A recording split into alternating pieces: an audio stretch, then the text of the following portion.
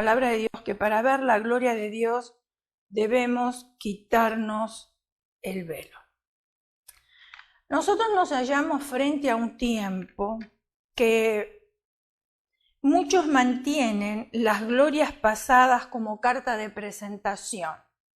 Usted sabe que cuando nosotros vamos a hacer una compra, pagamos con ID y con el tarjeta, y muchas veces nos piden a nosotros el ID, o sea, la identificación, en muchos lugares. ¿Por qué? Porque quieren saber que realmente esa tarjeta nos pertenece a nosotros, que esa tarjeta no es robada. Entonces hay muchas personas dentro del cuerpo de Cristo, cristianos, que mantienen sus glorias pasadas con una carta de presentación. Ahora lo que quiero explicar, que nosotros, por ejemplo, cuando vamos y sacamos la tarjeta, la licencia para manejar, la tenemos que renovar cada 4 años, ¿verdad? O sea, que la de 4 años atrás ya no nos sirve. Y si nos para la policía, tremendo ticket que nos va a hacer, porque sabemos que la tenemos que renovar. Bueno, lo mismo sucede cuando nosotros nos mantenemos en las glorias pasadas como una tarjeta de presentación. Porque Dios va haciendo cosas nuevas en nuestras vidas. En el pasado ya nos usó, y gloria a Dios por eso, pero tiene que seguirnos usando en el presente y, por supuesto, en el futuro. Entonces, ¿qué sucede con estas personas que tienen la carta de presentación del pasado?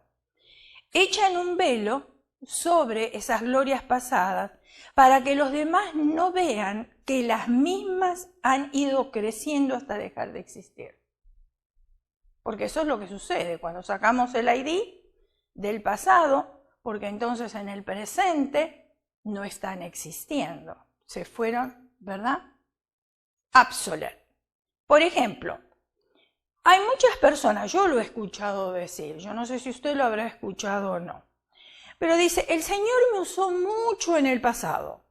Las almas eran ministradas, caían bajo la unción del Espíritu Santo, las almas quedaban libres de atadura, conversiones asombrosas, etcétera, etcétera.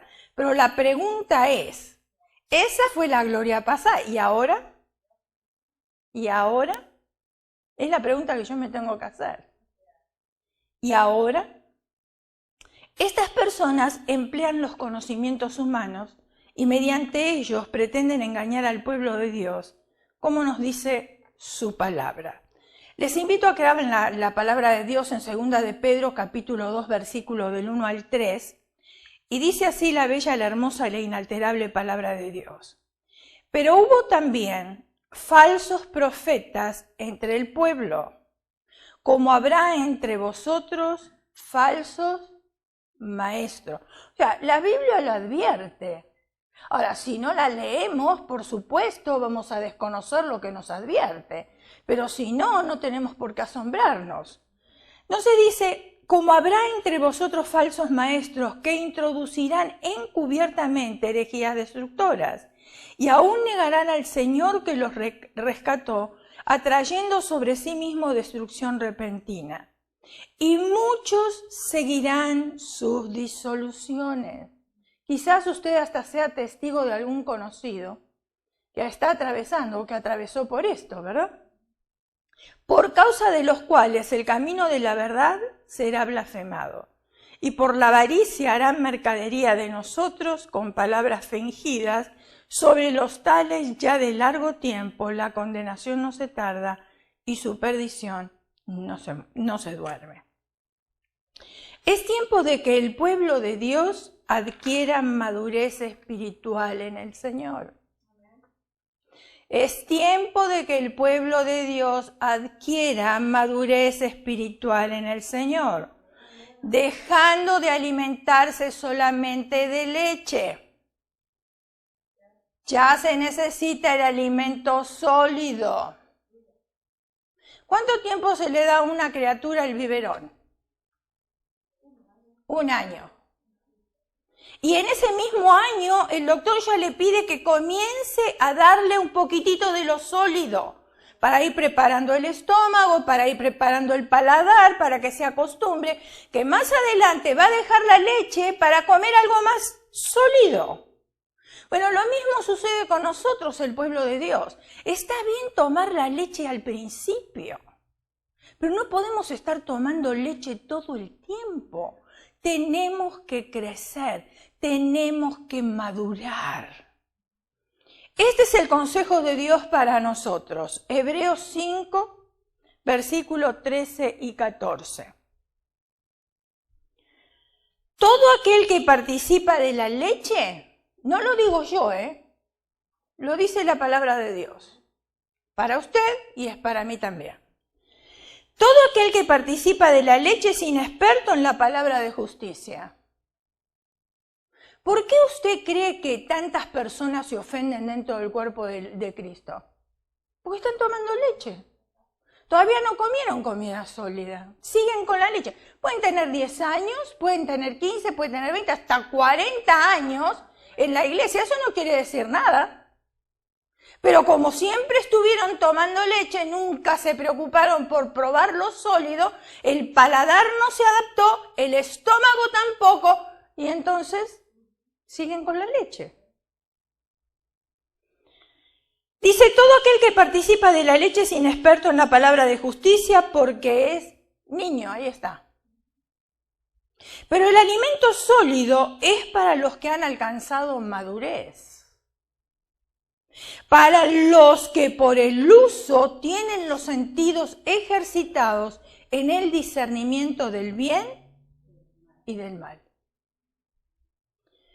Es tiempo en que sea el mismo pueblo de Dios quien discierna los espíritus. Cada uno de nosotros somos responsables de discernir cuáles son los espíritus. No podemos siempre estar pidiendo a otras personas que nos ayuden, porque si estamos continuamente pidiendo a otras personas, no hemos crecido, no hemos madurado. Pero yo ya tengo que discernir cuál es el espíritu que se mueve a nuestro alrededor. ¿Cuál es el espíritu que se está moviendo en mi casa? Yo creo que no es muy difícil detectar los espíritus. El que tiene el Espíritu Santo se da cuenta si hay un espíritu de disensión en la casa, si hay un espíritu de rebeldía en la casa, si hay un espíritu de flojera en la casa, si hay un espíritu de manipulación, si hay un espíritu de control. Es fácil discernir esas cosas. Y lo mismo sucede dentro del cuerpo de Cristo. Enseguida nos damos cuenta cuáles son los espíritus. ¿Y por qué nosotros tenemos que discernir los espíritus? ¿Cuál es la razón? A fin de tomar distancia de ellos. ¿Para qué quiero yo esos espíritus? Que solo esos espíritus nos llevarán a la perdición y alejamiento del Señor. Nada más. Es lamentable ver cómo preciosos siervos de Dios que han ministrado, que han alcanzado almas en cantidad, permanecen errantes o en congregaciones donde no se predica la sana doctrina. Es triste. Se sienten atraídos por la gloria aparente, el tamaño de la congregación. Si la alabanza es bonita o cuantas otras cosas irrelevantes y sin darse cuenta están desechando, postergando el ministerio de la obra de Dios en sus vidas. Estas personas han dejado que su pensamiento, la mente y el corazón se cubra con un velo. Por eso no pueden ver la gloria de Dios. Debemos estar atentos a la voz y guía del Señor a fin de que podamos nosotros quitar el velo que nos ciega y que nos impide ver la gloria de Cristo y que es la que nos va a llevar de gloria en gloria y de victoria en victoria. Es lo único. Segunda Corintios capítulo 3 versículos 11 y 12, del 11 al 17, perdón. Dice, porque si lo que parece tuvo gloria, mucho más glorioso será lo que permanece. Así que teniendo tal esperanza usamos de mucha franqueza, y no como Moisés, que ponía un velo sobre su rostro, para que los hijos de Israel no fijaran la vista en el fin de aquello que había de ser abolido. Pero el entendimiento de ellos se embotó, porque hasta el día de hoy, cuando leen el antiguo pacto, les queda el mismo velo no descubierto, el cual por Cristo es quitado, y aún hasta el día de hoy, cuando se lea a Moisés, el velo está puesto sobre el corazón de ellos. Pero cuando se conviertan al Señor, el velo se quitará, porque el Señor es el Espíritu, y donde está el Espíritu de Dios, ahí hay libertad. Ustedes recuerdan, los que están familiarizados con la palabra de Dios, recuerdan que cuando Moisés descendió de hablar con Dios, su rostro resplandecía de tal manera que debió cubrirlo con un velo. El pueblo no podía soportar el resplandor, por eso tuvo que cubrirlo con el velo. Y ese velo permanece sobre el corazón de los judíos cuando leen la ley. Todavía no pueden entender que el Mesías prometido ya vino. Que ya no estamos viviendo ahora bajo la ley, sino estamos viviendo bajo la gracia. Pero ellos se mantuvieron ahí con ese velo en sus corazones, aún en sus ojos, porque cuando leen no entienden y menos lo quieren aceptar. Y eso le impide ver la gloria de Jesucristo, que nos habla Juan capítulo 1, versículo 14. Y aquel verbo fue hecho carne. Y habitó entre nosotros y vimos su gloria, gloria como del unigénito del Padre, lleno de gracia y de verdad. ¿Cómo sabemos nosotros que el verbo se refiere a Jesucristo? ¿Cómo sabemos nosotros eso? Porque la misma Escritura nos lo va diciendo. Versículos anteriores nos habla y nos aclara que aquel verbo es acción, Jesucristo es acción. Él vino y habitó entre nosotros. Había una profecía 750 años antes de que naciera Jesucristo, que la Virgen iba a concebir, iba a dar luz un hijo que iba a ser de salvación a las naciones. Hasta le pusieron nombre antes de nacer. Y uno de sus nombres, sabemos que es Jesús, por supuesto, el Rey de los judíos, porque así le escribieron cuando lo mataron. Cuando fue crucificado, Él puso su vida. Así pusieron, el Rey de los judíos. Pero también sabemos que Él se llama Emmanuel, Dios con nosotros. La gloria del viejo pacto era pasajera y poco a poco iba a ir palideciendo, tras el velo que cubría el rostro de Moisés. Y no tan solo que se eclipsa frente a la gloria del Evangelio, sino que llega a desaparecer ante la eternidad del nuevo pacto. Ese pacto establecido por Dios y sellado con la sangre de Jesucristo. ¿Cuántos creyentes han endurecido sus mentes por no comprender que toda la gloria del pasado es transitoria y pasajera? En nuestra mente pequeña muchas veces no entra la posibilidad de que algo nuevo puede ocurrir. El Señor siempre va haciendo cambios. Yo lo voy notando. El otro día me manda un texto a mi hijo y me dice: me tomó 3 años tomar apuntes de toda la Biblia. Leyó la Biblia completa y estuvo tomando apuntes, investigando, mirando. Le tomó 3 años investigar las palabras, ir a la historia.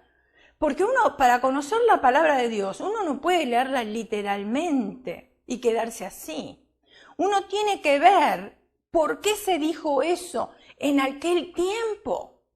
Por eso caemos muchas veces en errores doctrinales, donde estamos viviendo en el siglo XXI y todavía en las iglesias se predica el evangelio en contra de las mujeres, de los pantalones, del maquillaje, del cabello corto, de las uñas pintadas.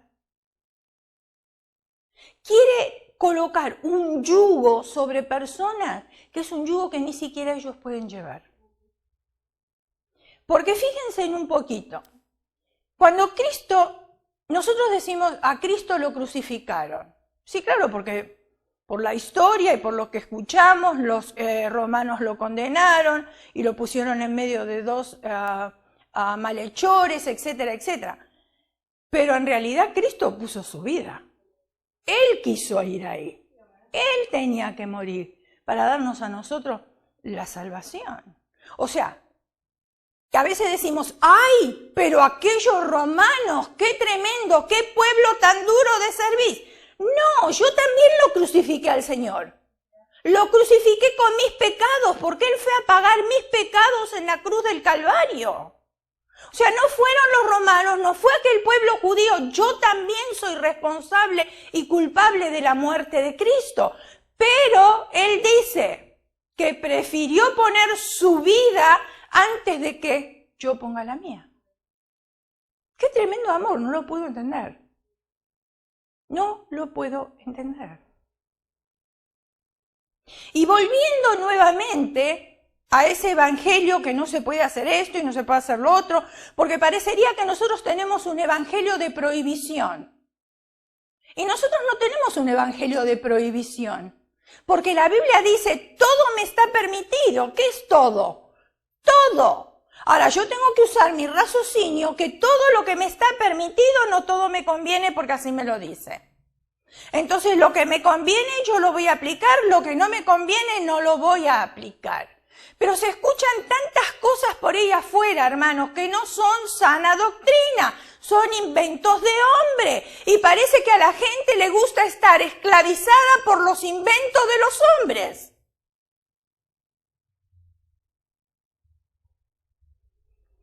Yo conocí la esposa de un pastor de nuestra denominación. Porque a veces cuando nosotros queremos justificar con nuestras palabras, hermanos, quedamos peor todavía. Porque esta pastora decía esto.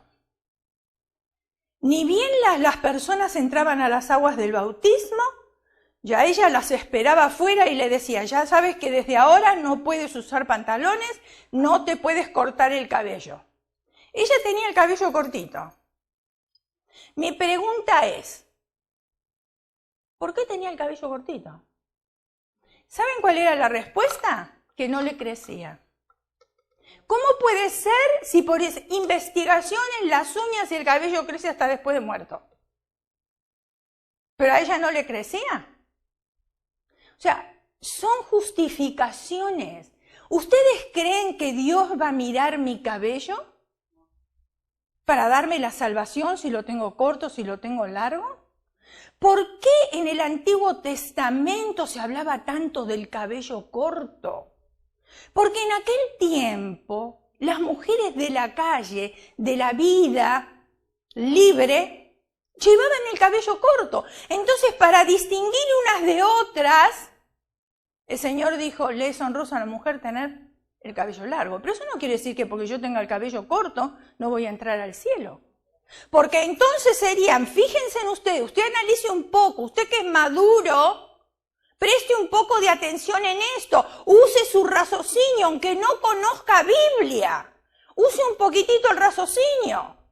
Quiere decir que mi salvación se basa en si yo me corto el cabello o no me corto el cabello, porque el sufrimiento de Cristo en la cruz no fue suficiente. O sea, mi salvación se basa en que si yo me pinto o no me pinto las uñas, me maquillo o no me maquillo, o uso pantalones o no uso pantalones, porque estoy diciendo que el sacrificio de Cristo en la cruz no fue suficiente. Tengo que yo agregarle a ese sacrificio para tener la salvación.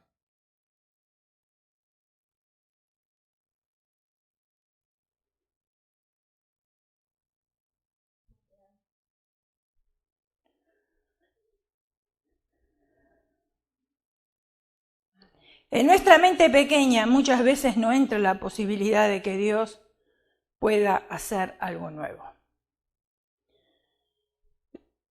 De que algo que no conozco de Dios, que Dios puede hacer, y esto se debe a que, nos guste o no, hemos encerrado a Dios dentro de lo posible. Y nosotros tenemos un Dios de lo imposible. Nuestras mentes finitas nunca van a entender la magnitud de las posibilidades de Dios. Porque nosotros todos los medimos y nos regimos por lo que conocemos aquí en la tierra. Pero cuando estamos hablando de Dios, un Dios creador, ¿cómo yo puedo entender cómo Dios creó el mundo? ¿Cómo fue separando todas las cosas? ¿Cómo le dijo al mar que se detuviera hasta ahí? Y el mar tuvo que detenerse. ¿Cómo Dios es un diseñador y arquitecto? Es asombroso. Los colores que vemos, la naturaleza. ¿Cómo yo con mi mente finita puedo llegar a entender esas cosas? Tengo que aceptar y creer esas cosas. Los cielos cuentan la gloria de Dios y el firmamento anuncia la obra de sus manos. Un día emite palabra otro día y una noche otra noche da sabiduría.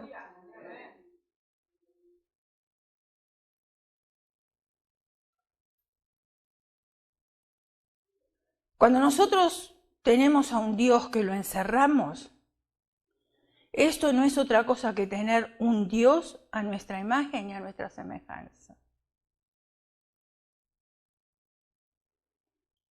Voy a volver un poquito atrás con lo de las doctrinas que se están escuchando o que se escuchan por ahí.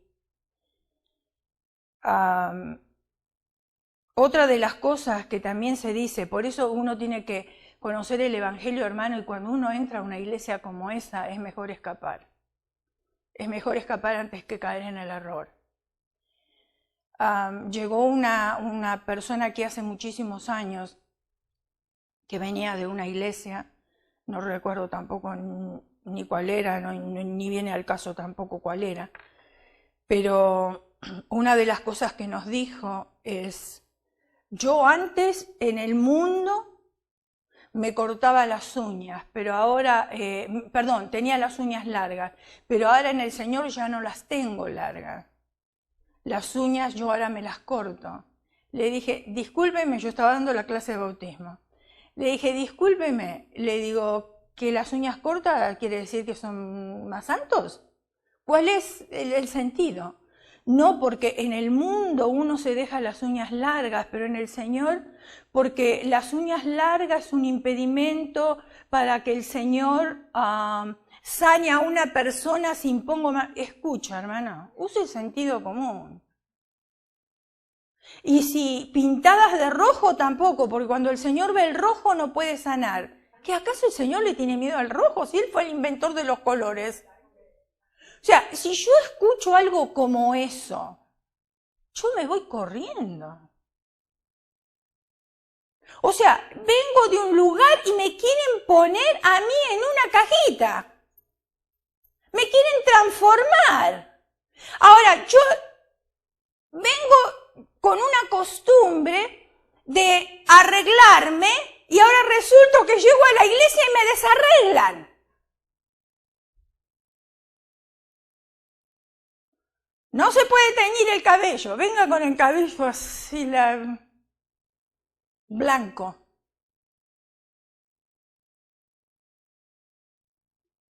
¿Cuántas cosas no se escuchan? Fuimos a predicar a una iglesia, un seminario. Y en la puerta decía, Primera Iglesia Mexicana.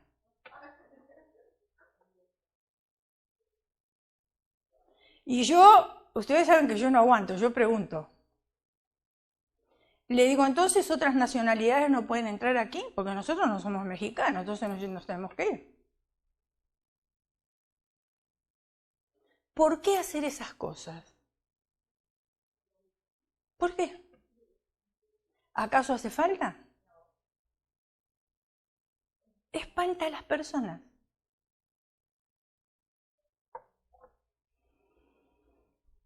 Y como eso podría contar muchas historias más.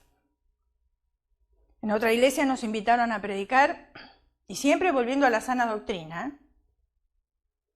Y ustedes a mí ya me conocen. Yo era así, soy así y así soy. Estoy hablando físicamente. La manera mía de arreglarme.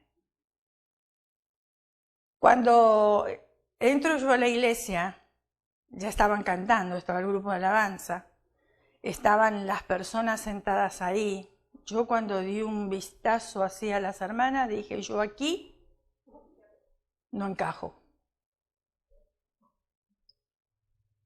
¿Hace falta que se las describa? Cabello blanco, cabello largo, y bueno, usted ya sabe. Yo aquí no encajo, dije. Pero de todas maneras me quedé ahí sentada porque yo iba a servir al Señor.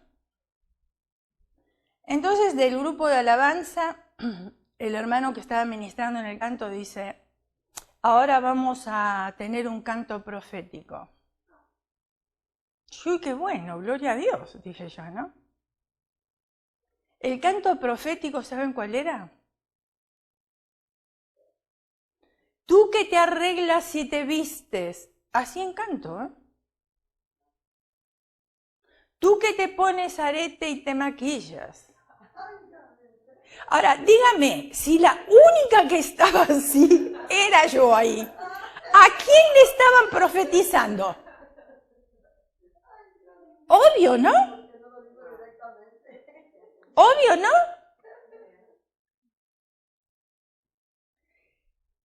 En mi carne me dieron ganas de levantarme e irme. ¿Para qué le voy a mentir si Dios lo sabe? Pero después el Espíritu me habló y me dijo, tú no has venido a servir a ninguno de ellos. Tú me has venido a servir a mí.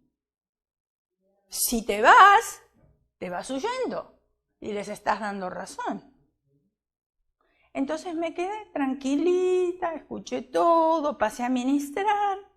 Y después el pastor me pidió si podía ir toda la semana.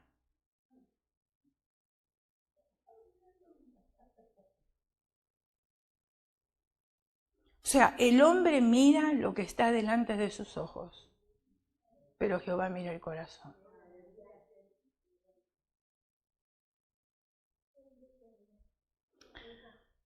Son muy pocos los que se atreven a caminar por fe y a creer que para Dios no hay nada imposible. A enfrentar los desafíos de la fe, porque miren, tener fe es un desafío, ¿eh? Creer las cosas que no se ven. Si cada uno de nosotros tenemos algo de Tomás, tengo que ver para creer. Ahora, la fe me dice a mí todo lo contrario, que yo no tengo que ver para creer, pero yo vengo con mis raíces de que sí tengo que ver. Ahora me cuesta trabajo aplicar la fe a mi vida. No es fácil. ¿Para usted es fácil? No es fácil. Y especialmente cuando las situaciones son adversas. Porque si todo andaría sobre rieles, todos tendríamos fe, pero desde aquí hasta el cielo. La cuestión es cuando las cosas van adversas y confiar de que Dios está en el problema, con el problema, en esa situación, y que Dios nos va a sacar adelante. Ahí es donde se ve el verdadero cristiano, no cuando las cosas andan bien.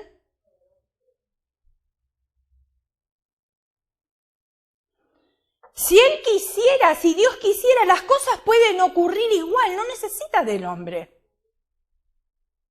No necesita de nosotros. Sin embargo, Dios insiste en que mientras el Espíritu Santo esté entre nosotros, usará la vida de todos aquellos que se atrevan a creer en el que es el mismo de ayer, de hoy y por los siglos. ¿Por qué viene la resistencia en nosotros o la idea de creer de que Dios puede hacer cosas nuevas? ¿Por qué resistimos nosotros a eso? y que Él nos llevará de gloria en gloria. Si Él nos promete en su palabra lo que hará, Isaías 42 del 5 al 9. Dice, así dice Jehová Dios, creador de los cielos y el que los despliega, el que extiende la tierra y sus productos, el que da alimento al pueblo que no mora sobre ella y espíritu a los que por ellas andan. Yo Jehová te he llamado en justicia y te sostendré por la mano, te guardaré y te pondré por pacto al pueblo, por luz a las naciones, para que abras los ojos de los ciegos. ¡Ay! ¿Cuántos ciegos hay alrededor de nosotros? No, ven, tienen ojos y ven, ¿no? Sí, pero están ciegos espiritualmente. Para que abras los ojos de los ciegos, para que sacas de la cárcel a los presos. ¿De qué preso está hablando? Vamos a ir nosotros ahora a la cárcel de acá de Los Ángeles y vamos a abrir las puertas y dejamos salir a todos los presos. ¿De esos presos está hablando? No, porque eso a nosotros no nos corresponde. Para eso está la ley.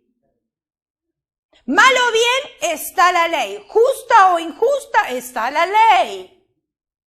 Porque muchos que están ahí adentro injustamente están. Pero a nosotros no nos corresponde eso. ¿Cuáles son los presos entonces que nosotros tenemos que abrirles la cárcel? Aquellos que están atados por espíritu, aquellos que no tienen libertad, que no sienten la libertad, que están oprimidos, a esos presos.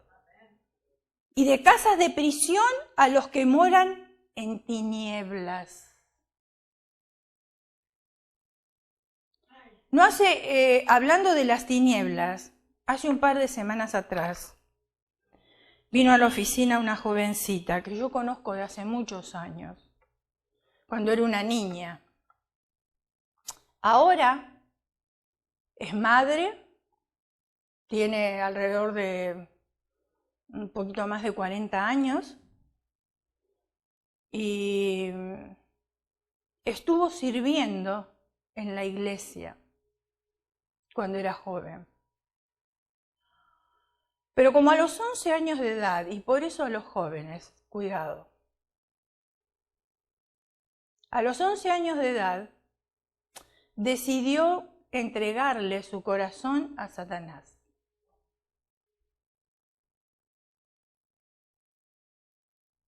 ¿Estaba en la iglesia? Sí. ¿Servía? También. Pero poco a poco Satanás fue tomando control sobre su vida porque se lo dio, le dio un derecho legal. Y ustedes saben que Satanás no es caballero para nada. Usted le abre la puerta y arrasa con todo. Con lo que usted le dio y con lo que usted no le dio también. Entonces estábamos hablando y en la conversación, porque estamos hablando de las tinieblas. Les dije que yo la conozco de hace muchos años. Yo la abracé pensando en aquella niña que hacía años que no veía. En la conversación se transforma y Satanás me reta. ¿De qué manera lo hizo? Mirándome fijamente a los ojos. Me miraba con odio. Y entonces, con autoridad, le dije, no eres tú. Y di el nombre, yo sé quién eres. Y en este momento, estás usando el cuerpo de esta joven, porque en ti hay un espíritu sordo y mudo. Porque yo le hice una pregunta y no me la contestaba. Un espíritu sordo y mudo vino a tomar control y la joven quedó, pero congelada. Lo único que hacía era mirarme fijamente, retándome para infundirme temor. Pero rápidamente el Espíritu de Dios me dijo cuáles eran los espíritus. El Espíritu vino para cerrarle sus oídos y para que no prestara atención a lo que le estaba diciendo. Parece un juego, pero no es un juego. Parece un cuento de hadas, pero no lo es una realidad. Entonces, cuando reprendí el espíritu sordo y mudo, Llamé a la superficie a la joven. Y volvió a ser ella otra vez. Entonces estábamos en la conversación, ella estaba hablando y pude anotar una lista de espíritus. Pero el primero que da la cara para que los demás no salgan se llama mentira. Porque habla con mentira. Y hay que discernir eso. Y un montón de otros más. No ministré en ese día, simplemente hablé con ella y le dije esto. Tú conoces el Evangelio, tú estuviste en la iglesia, tú sola puedes ser liberada. Así como le entregaste tu corazón a Satanás, ahora se lo quitas y se lo entregas al Señor. Y espíritu por espíritu, porque ella los reconoce muy bien, ¿eh? A cada uno reconoce. Pero sucede algo.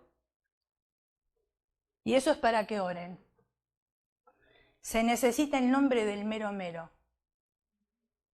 Porque mentira, sordo, mudo, manipulación y un montón de otras cosas son aliados. Pero el principal. Me tomé el trabajo en esa noche de buscar cosas en la palabra de Dios y ponerla en papeles.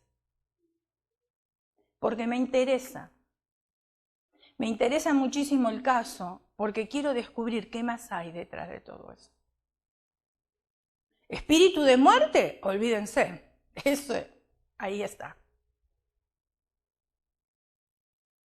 Por eso, yo no entiendo cómo cristianos que ya conocen la palabra de Dios, cómo pueden celebrar la Santa Muerte, porque viene de sus raíces.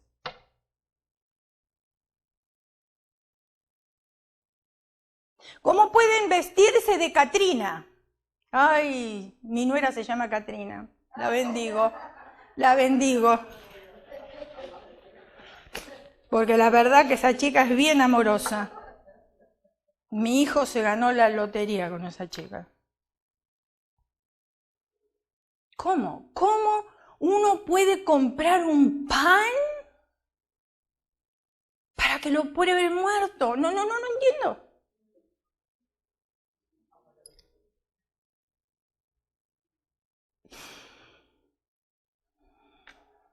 Las tinieblas. Yo Jehová, versículo 8, este es mi nombre, y a otro no daré mi gloria ni mi alabanza a escultura. El Señor no comparte la gloria con nadie. He aquí se cumplieron las cosas primeras y yo anuncio cosas nuevas. Antes que salgan a la luz, yo las haré notorias. Isaías 43, 19. He aquí que yo hago cosa nueva, pronto saldrá a la luz y no la conoceréis.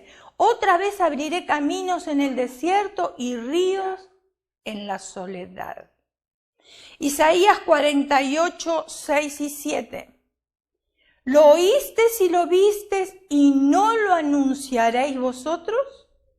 Ahora pues te he hecho oír cosas nuevas y ocultas que tú no sabías. ¿Cuántos descubrieron cosas nuevas y ocultas en la palabra? Ahora han sido creadas, no en días pasados ni antes de este día las habías oído, para que no digas, he aquí, yo las sabía. 1 Corintios capítulo 2, versículo 9. Sin embargo, como está escrito, ningún ojo ha visto, ningún oído ha escuchado, ninguna mente humana ha concebido lo que Dios ha preparado para quienes les ama. La resistencia de creer de que Dios puede hacer cosas nuevas y que nos llevará de gloria en gloria es porque la batalla es espiritual. Nosotros tenemos una batalla espiritual todos los días. Desde que abrimos nuestros ojos ya está la batalla espiritual. Y a veces hasta en sueños también tenemos batallas espirituales.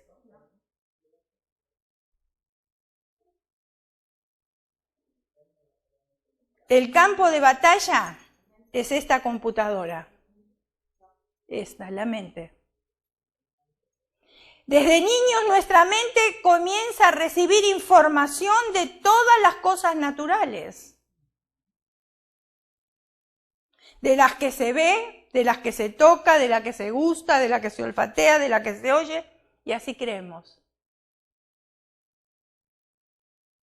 Hasta el día en que recibimos a Jesús como nuestro Señor y Salvador. Y ese es nuestro primer acto de fe.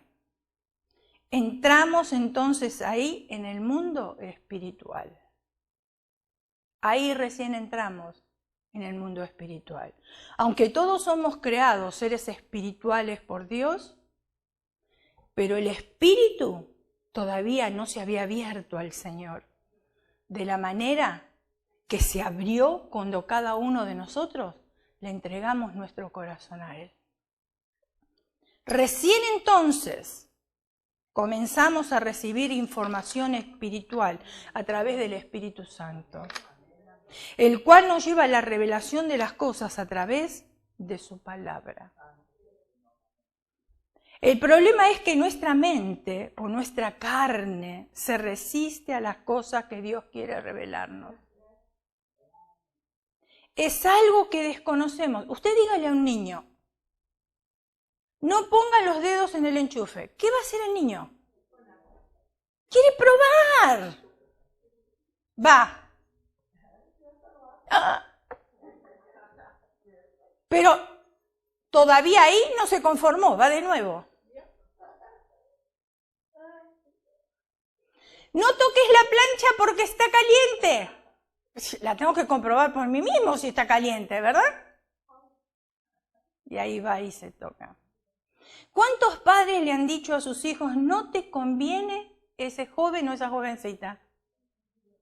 Basta que usted le diga, ¿no te conviene? Parece que los oídos tienen 2 tapones y lo único que escucharon, si te conviene, cásate con ellos o con él. Así somos. ¿Nos gusta equivocarnos solos? Así somos.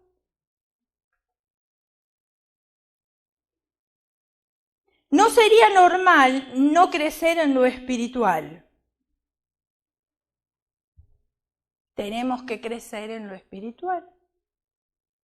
El deleite de Dios es de hacer cosas nuevas. Y Él lo ha manifestado desde la creación del mundo. Cada día comienza o tiene características similares a otros, pero no son iguales. Por eso la Escritura dice que las misericordias de Dios son nuevas cada mañana. No son iguales. Son cosas nuevas. Cosas nuevas que Dios me muestra a través de su palabra. Yo voy leyendo la palabra y voy tomando apuntes de cosas, porque después de ahí armo juegos. Eso lo compartí yo con mi hijo cuando me mandó la nota. Una de las preguntas, y no se las voy a contestar, se las voy a dejar para que la busquen.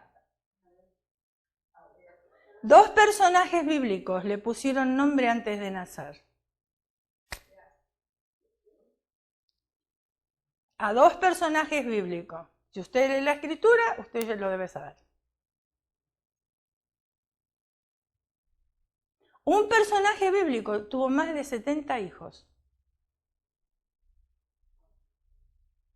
Y usted dirá, pero a mí eso no me ayuda a mi salvación. No, pero me ayuda a mi conocimiento.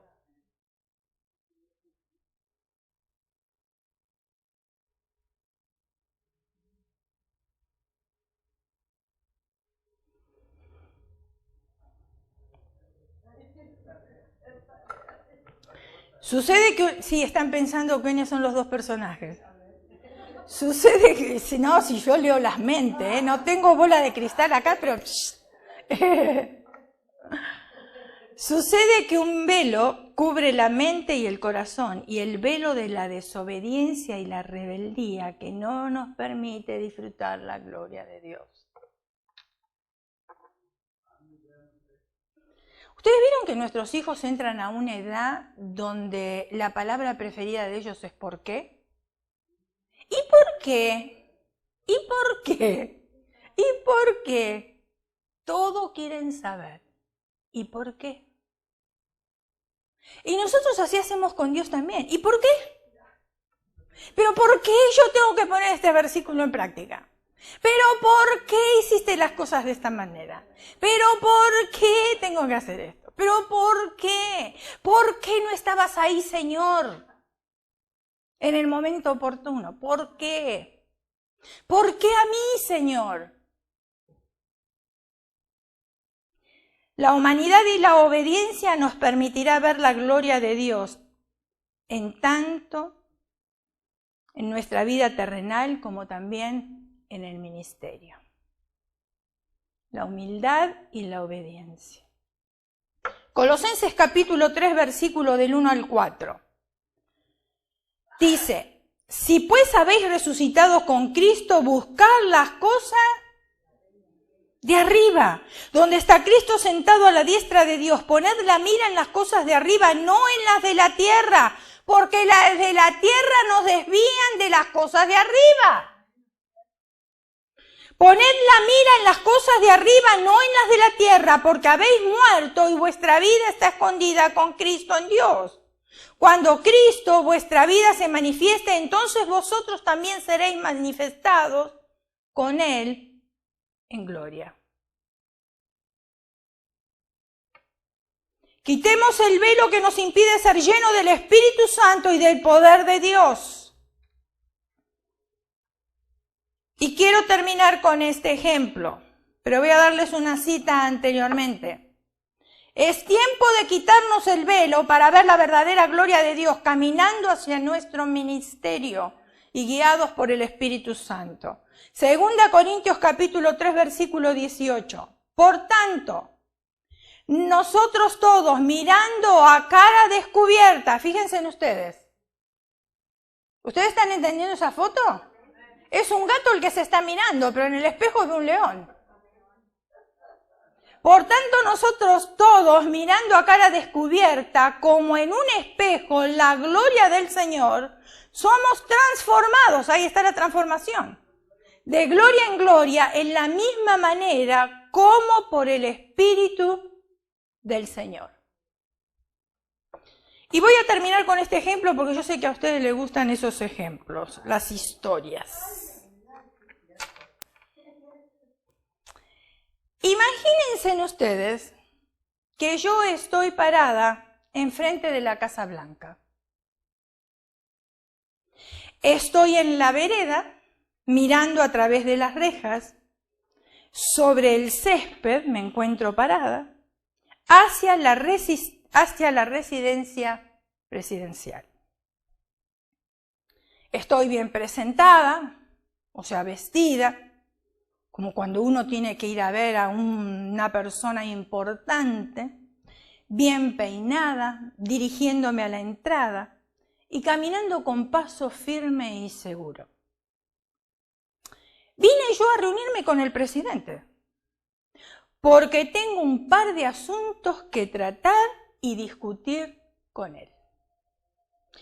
Primero, miren lo que yo voy a decir. Están pintando el poste, eso es lo que quiero yo discutir con él. Están pintando el poste frente a mi casa y quiero yo pedirle al presidente que suavicen un poquitito ese azul brillante que le están poniendo a ese poste. Segundo, quiero manifestarle mi preocupación por la paz del mundo porque yo estoy en pro de ella. ¿Podría él lograrla? ¿La paz del mundo? Y finalmente, los costos de la educación que son demasiado altos. ¿Podría él llamar a la oficina de administración del colegio de mis hijos para que rebajen un poco considerando la influencia que él tiene allí? Usted escuchó, ¿no? Okay. Todos son asuntos importantes, ¿verdad? no le van a tomar más que unos pocos minutos. Además le traje unas galletas para que las comparta con la primera dama. Así, con mi bolsa en la mano y una sonrisa en mi rostro, me acerco al portón y le digo al guardia: quisiera ver al presidente, por favor. Él pregunta mi nombre, me mira, fija su atención en la lista y dice: lamento decirle que no la tenemos registrada. Tiene que hacer una cita primero. ¿Hay que hacer una cita?, le pregunto. Sí, contesta él. ¿Cómo puedo hacerla? A través del personal de su oficina. ¿Me podría, por favor, dar su número de teléfono? No, no le puedo dar ese número porque es privado, me contesta. Entonces, ¿cómo podría hacerlo?, repliqué yo. Es mejor que espere a que la llamen. ¿Está escuchando?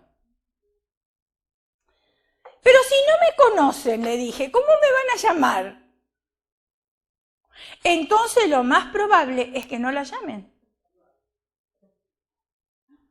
Doy media vuelta, inicio el regreso a mi casa, mis preguntas han quedado sin contestar y mis necesidades insatisfechas. Si el presidente hubiese salido al jardín, ¿podría haberlo saludado? Estuve solo a unos metros de la puerta de la entrada de su oficina, pero fue como si hubiese estado kilómetros de distancia. Yo y el presidente estábamos separados por la cerca. Y el guardia también hizo una separación entre nosotros. Había demasiadas barreras. Barreras del tiempo, el presidente demasiado ocupado. Barreras de estatus, no tengo ningún tipo de influencia. Barreras de protocolo, tengo que ir a través de los canales correspondientes. Me alejé de la Casa Blanca con una dura lección: no tengo acceso al presidente. A menos que él, al verme en la vereda, se compadeciera de mis problemas y le dijera al jefe de su personal: ¿ve a aquella mujer con una bolsa de galletas en su mano? Vaya y dígale que me gustaría charlar con ella unos minutos. Si él diera esa orden, todas las barreras se vendrían abajo. La oficina oval llamaría al jefe de seguridad.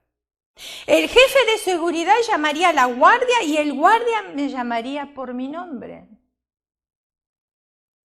Me detengo, regreso y entro por la misma puerta donde momentos antes se me había negado el acceso. El guardia es el mismo, el portón es el mismo, el personal de seguridad es el mismo, pero la situación no es la misma. Y algo más, me siento alguien tan especial, me siento escogida. Ya sé lo que ustedes están pensando, que es una historia fantástica.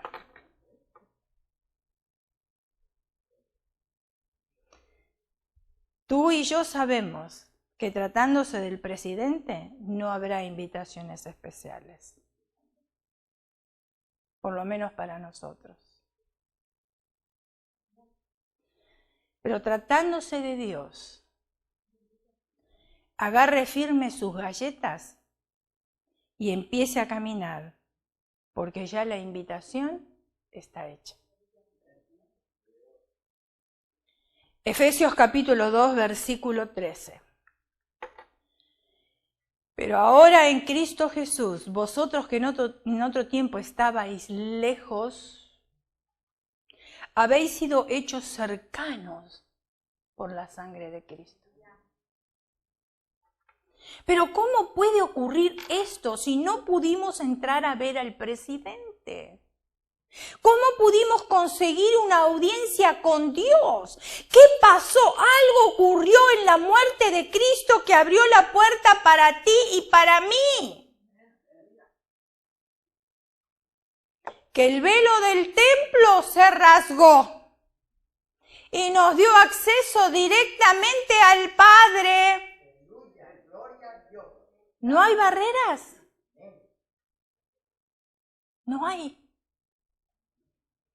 Para ver la gloria de Dios debemos quitarnos el velo de la desobediencia y rebeldía que no nos permite disfrutar esa gloria.